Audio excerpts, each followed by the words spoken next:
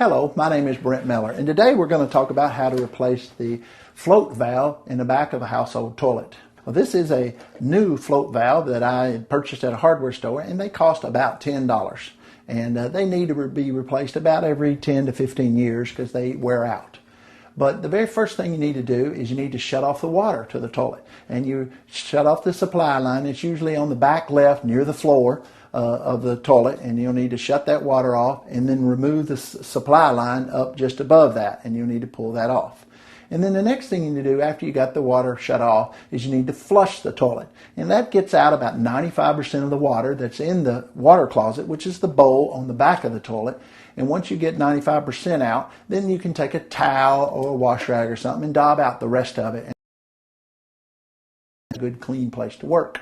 Then what you do, you'll have your float valve here, and then you'll have a small tube that comes out from right here and sticks into the overflow valve, and you need to remove that.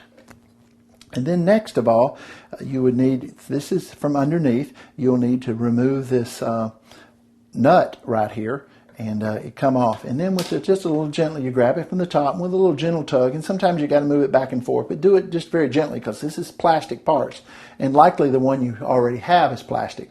So just a little bit of tug, and then it should come right up out of there. And then sometimes there will be a little bit of residual water left in there, and you might get a drip or two on the floor, but you could put a little bowl under there to catch that, or a little towel. It shouldn't be very much water. And then you get the new one, and you take this new one, and then you put this seal. It has a seal right here, and it would slide all the way up to the top, and then you put it down into the water closet, and then from underneath you will want to stick on this nut.